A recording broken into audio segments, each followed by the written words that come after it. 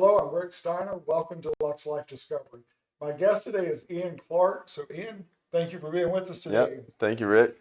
Now, Ian and I go back a few years, and we're both from Murray, Kentucky, but have I work here part of the time in the Gulf Coast, and then Ian lives here now. So, we had you and Connor on originally to town to talk Yep. about that was 2 years ago Yeah. in the summer, and he's a local and And I was a local, non-local. right, Yeah. right. And so I'm kind of got your perspective on being here for the summer and doing that. But since then, you've had a busy last 2 years. Yeah. Oh, yeah.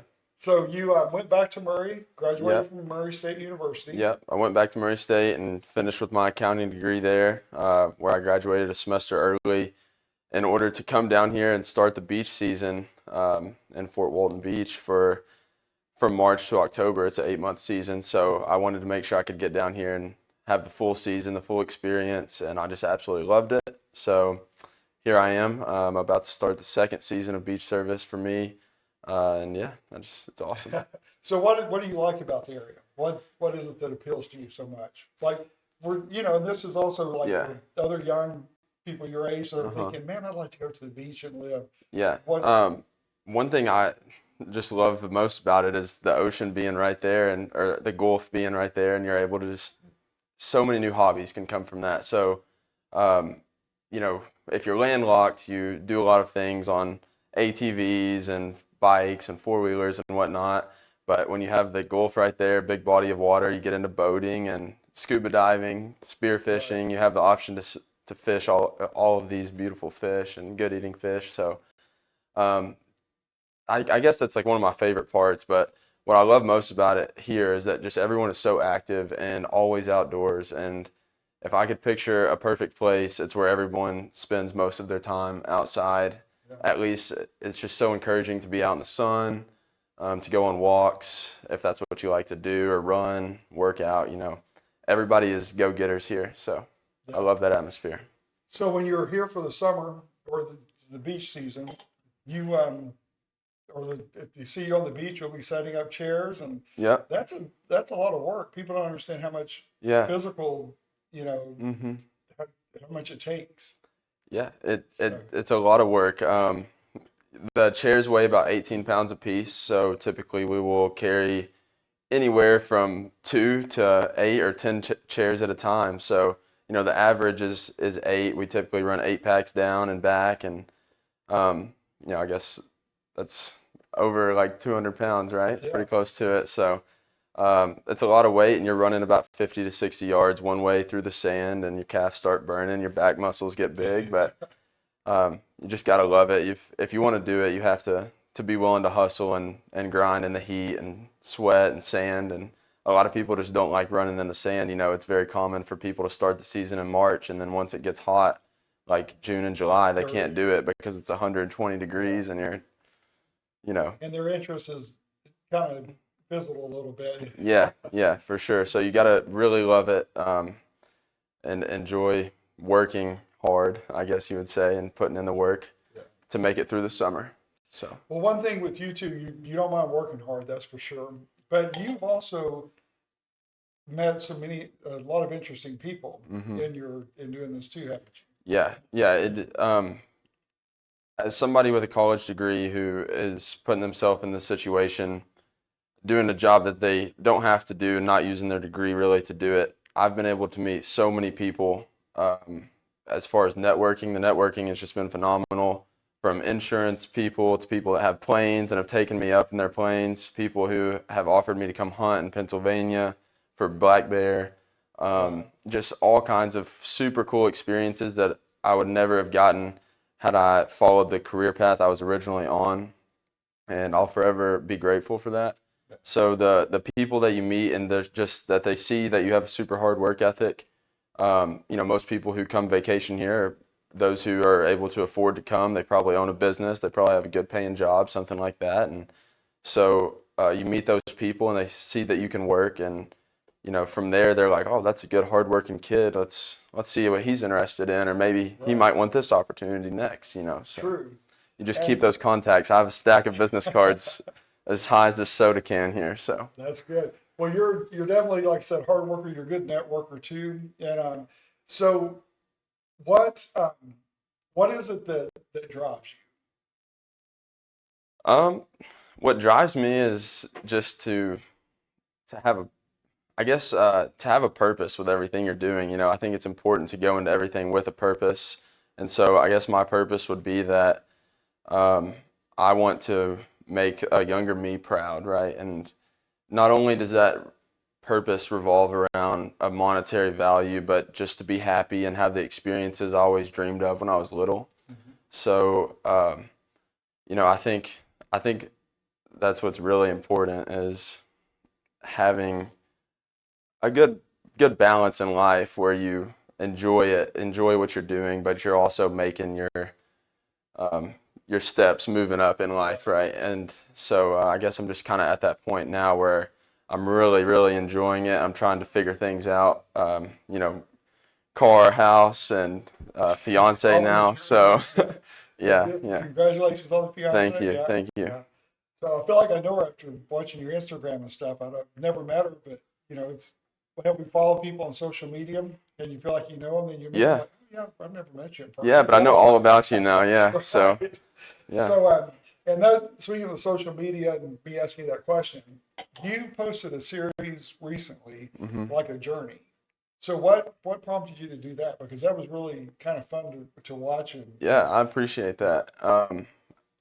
For some reason, I've stopped doing that, but I guess what prompted me to do it was I just really wanted a way to put myself out there and show what I'm doing in life and with my life. And maybe if there was anyone out there that might need a little bit of motivation to go do something that they're wanting to do, but wasn't necessarily ideal in other people's eyes, you know, like going to work as a beach attendant, which is the best job ever, and I love it. And I'll never forget this time in my life, but it wasn't what everybody saw me doing, you know? And so I wanted to share, like, just because you do go to college and you do have to do this and your parents want you to do this, which my parents fully supported me doing this, my whole family did, but that might not be the case for everyone. I just wanted to share, like, you know, there is multiple avenues you can go, and following that average plan of life is not what you have to do. You can take some right and left turns there, but I also just wanted to share with my journey to embracing every day how many things in life that we go through the motions with, but don't really necessarily notice to enjoy them. And whether it be watching the sunset or the sunrise, or having the ideal or the idea that you have to spend so much money to have fun and enjoy life, whereas you could buy a skateboard and just go ride down the road and have so much fun with that, or whether it be a surfboard or anything, you know, that'll bring one-time purchase to bring a lot more fun to life, right? Just more activities, more hobbies, and just wanted to share my life ultimately. I think that's great. And then also you have to put yourself in that environment to get and able to experience that because you couldn't do that in Kentucky. No, You can do but this you could, just not skateboarding, with but like the surfing right, or it's a stuff in the different, Gulf. yeah. Yeah. Because even when you were in Murray, I mean, you were big on camping and going to Yeah. the lake and stuff. Yeah. So that's So always been part of your joy there. Yeah, just anything outdoors I love, and that's, you know, I guess picking up things in the ocean and using our beach here as our front yard or backyard is one thing I've learned you got to do because I live in an apartment where I don't have a yard anymore, and you know, I'm sure you've noticed like really nowhere along the coast has a lot of yard or Right. land. So, you know, that's what I tell people is the beach is where I go play football at now, or the beach is where I go do whatever I have to do, whereas typically it would have been in a backyard or front yard. And so yeah, you just got to take advantage of the beach. Yeah.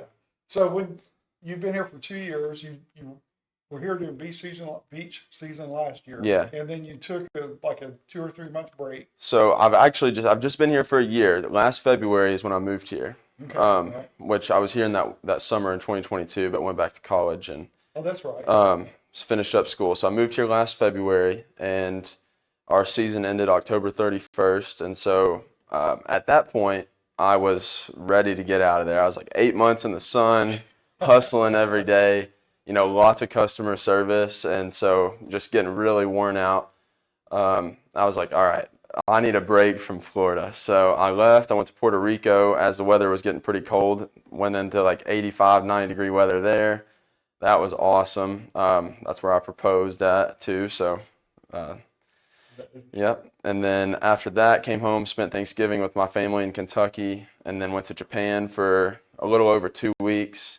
Traveled from central Japan, Tokyo, all the way south to Hiroshima, and just backpacked the whole thing with a fraternity brother of mine, and that So was how did that awesome. all come about? Because that's pretty interesting. Because Yeah. you really backpacked. Yeah. We had a backpack. We took a backpack, and that's all we had. I had like 3 changes of clothes. We did stay in hostels, just cheaper cost compared to the hotels. But he actually works beach service here in 30A, and he's done that for the past 2 years. But we went to college together. The reason he works beach service here in 30A was because of me. I introduced it to him, and he loved it. But he's a little older than I am now, and he just went into the Army, and he is at Fort Benning, I believe, in Columbia, Georgia. Yeah, so he is like in his basic training there right now. His name's Leighton C. So anyways, we were together at dinner. Um, Probably, I guess it was in October, like towards the end of our beach season, and we were like, "Let's go on a trip before you go to basic." And he's like, "I want to go to Japan." I was like, "Okay, I'll go to Japan with you."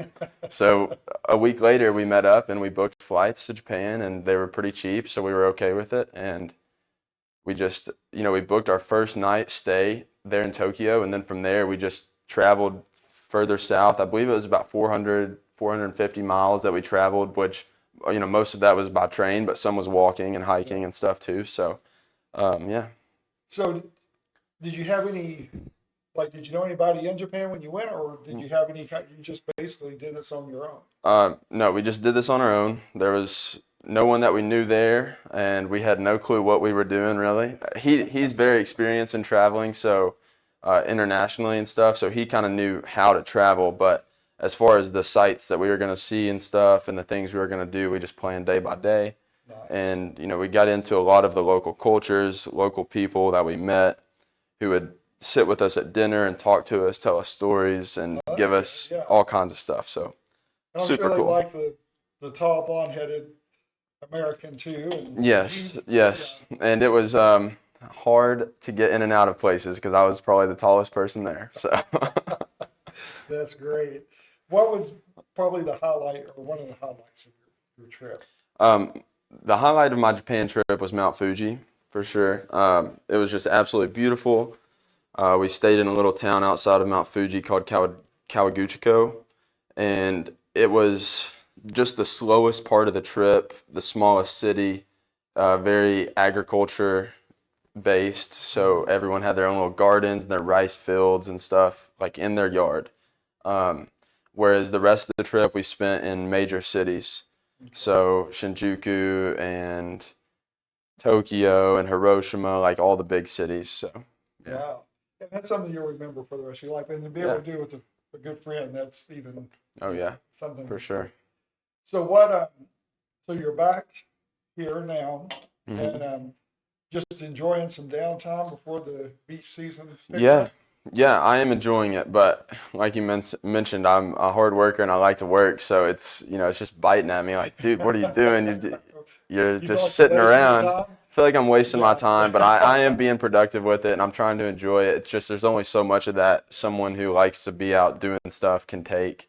So for myself, I'm really ready to get back into it. I have some online things that I work on as well. So, that brings me a little bit of that work feeling, but But you like the physical part of it I too. like the Yeah, physical you part. do. So, yeah. So, what did you think about the snow? I mean, it's crazy. Yeah. We Snow got in the more snow Gulf. here than we had in Kentucky. Yeah. Snow in the Gulf was crazy. It was awesome. It was the most beautiful thing that I think most people had ever seen here. And it was just so unexpected. Yeah. I was telling Kelsey, I was like, it's not going to snow. We might get an inch and it's not going to stick. Like, we're in Florida, it's not going to happen. And, Right. we go throughout that whole day and around 3 o'clock, it starts snowing and it's snowing real good. And I'm like, see, look, it's not sticking. And then an hour after that, it's like starting to pile up.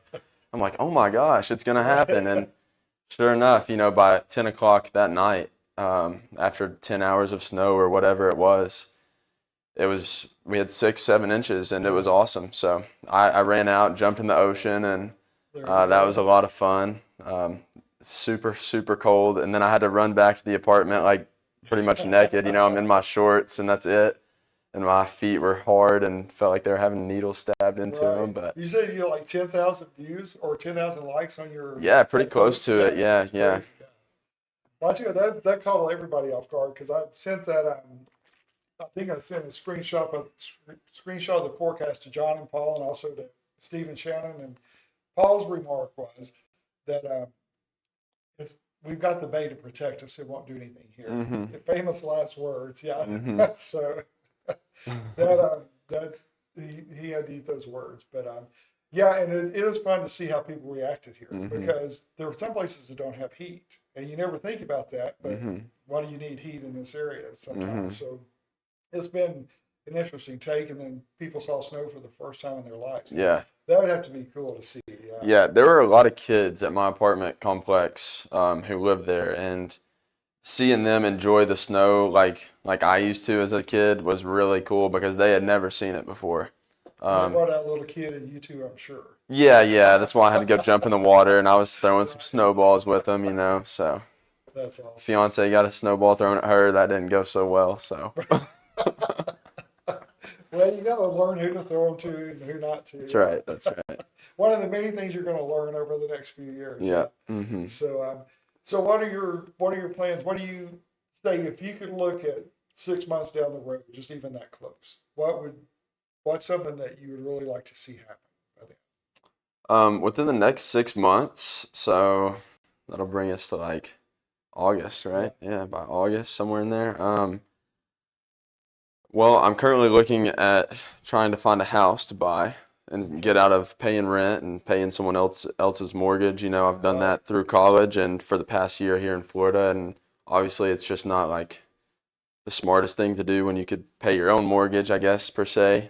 It might give you more responsibility, I guess, and less of a time to travel and stuff, but I'm paying the rent anyways, so if I'm gonna pay it, I might as well put it towards something of my own is how I think about it. And so by then I would really like to have an idea of, what house that might be or where the house will be somewhere here in the Gulf Coast and, hopefully close on that sometime next off season. So in the next 10 months, but within the next 6 months, something that I'm working on is spearfishing. So I recently got into it and I have all the gear, big gun, wetsuit, fins, all kinds of stuff for it. And so, I need to learn how to free dive and become experienced in that because going down in the Gulf around wrecks and stuff can be scary, holding your breath for so long, and so I think within the next 6 months, I would like to be pretty experienced in that field and just know a little bit more about it and what I'm doing.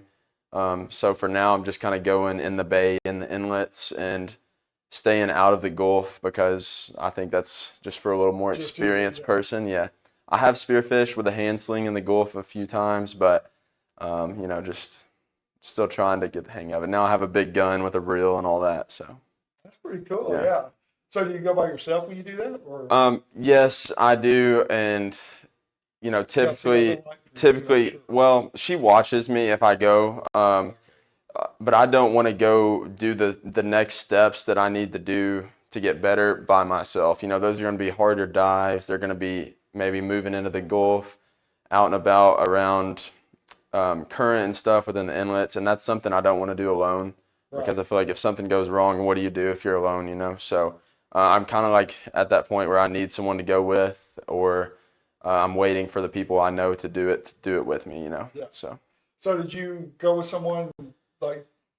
It's honestly, I bought a hand sling, which is the simplest way you could do it. It's like if you took a mechanical pencil and put a rubber band around the back and you pull the rubber band to the front and let go. And so I got one of those for real cheap, just easy purchase, and started doing it out like in the Gulf a little bit on my own, as that's not something that takes a lot of experience. And then once I got good at that, I was like, okay, I want the whole 9 yards. I want the fins, I want the wetsuit, I want the big gun and the big spear shaft and all that. And so I have all that now. And I have like tested it out and swam around with it and stuff. But like I said, I'm at that point now where I need to go with someone else. And we had a underwater photographer on one time, Johnny O. mm-hmm. And So I need to put you guys in touch with each other. He could Yeah, that'd be come out cool. and film you sometime That'd be cool. while you're doing that. I have some good connections. Some guys that were in the Air Force and stuff over in Eglin, and they now go out to the wrecks with their boats and stuff and spear big fish. Like Okay. this friend of mine has killed a cobia and some big redfish and stuff with his spear, and the pictures look awesome. But I'm like, dang, that's got to be intense. You know, these fish are 40, 50 pounds, and they're spearing them and then hanging on to them or letting them I bet blow up that's with a balloon. Yeah. but that's a thrill in itself once you, Hmm. because they're not going to just give up easily. Yeah, You know? yeah, So, yeah. You don't want to really, give up after you shoot something because then it's kind of right. inhumane, you know. So, Yeah.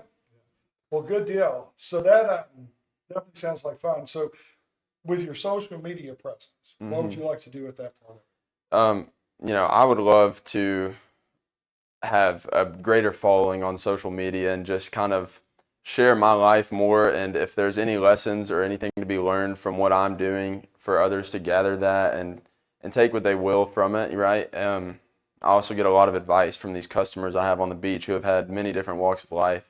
So I try to put that out there. So not just me, so like I'm not the only one learning from it, but also other people who watch the reels and the videos can learn from that as well.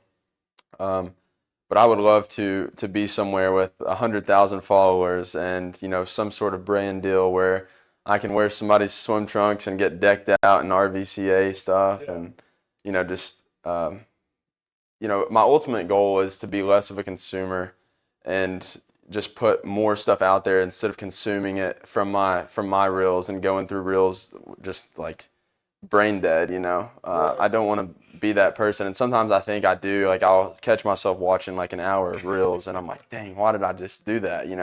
So I'm trying to spend that hour making my own reel and then putting it out there, right? Yeah. So That's good. And with your reels too, like we have a lot of influencers today hmm that really produce a lot of nothing.